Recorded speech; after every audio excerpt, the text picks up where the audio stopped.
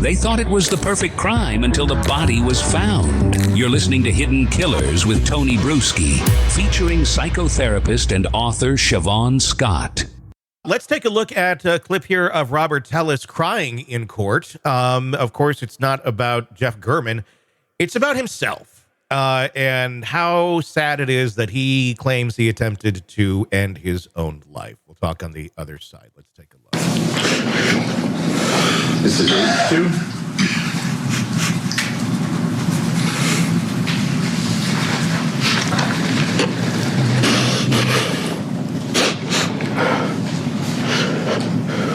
This is I2.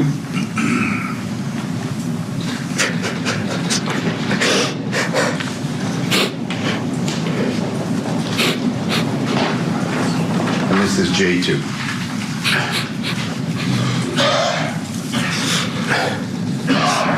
So I found my wife sitting on the floor in our bedroom in the middle of this mess. And so this for me was, the thing that just broke me. I'm sorry.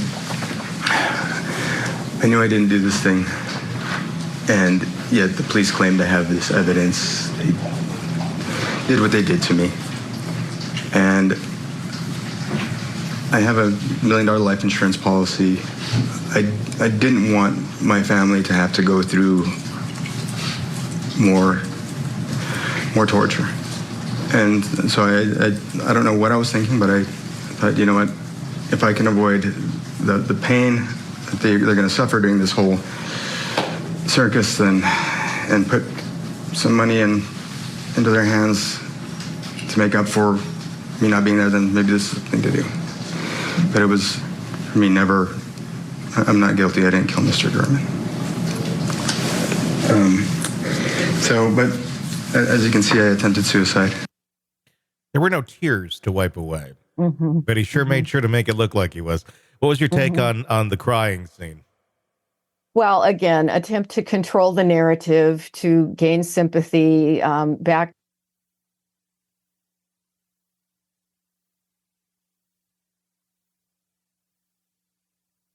to him.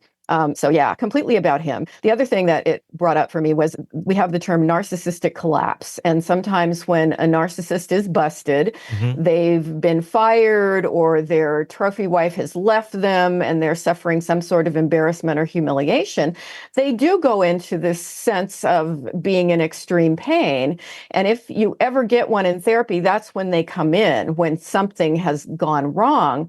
But then their goal is just to come in and talk about how unfairly treated they have been and to talk about their grievances against everybody who's ever wronged them. So it's not ever to look at themselves and to try to do personal growth or personal change. It's not really to learn anything. And it's basically to have an audience. And I had the sense he's using the jury in that way as his audience. Narcissistic collapse. I didn't know that one. I'm fascinated by it. Yeah, and it doesn't last very long usually because they get a little bit of attention in some way, they feel better, and then they go right back to the routine. But yeah, narcissistic collapse, that's, if he really did go into a day or an hour of despair, it was because it's like, the gig is up here. I'm caught. Is that, could it also demonstrate itself, in obviously that was violent and him trying to kill himself.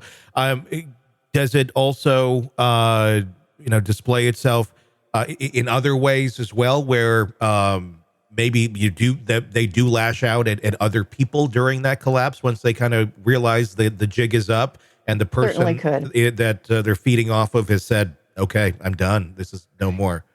Yeah, and in all likelihood, the violence against Mr. Gehrman was a precursor to that kind of collapse because, the mask was being pulled off and he was being exposed for who he is. And Gehrman was the one that was pulling that mask off. Yeah. Interesting. Wow. That answers a lot of questions in my own mind of my own situations in life of like, oh, that's what that was. Not that I've done it, but that I've witnessed in some things. Very fascinating.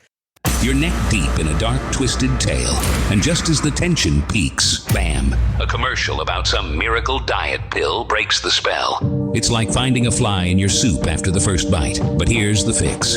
True Crime Today Premium Plus on Apple Podcasts. You get to enjoy your crime stories without the junk. Ad-free episodes, extended interviews that go beyond the surface, and early access to all the gruesome details. It's like swapping out a can of cheap beer for a glass of fine whiskey. So search for True Crime Today Premium Plus on Apple Podcasts. Subscribe and keep the darkness flowing uninterrupted.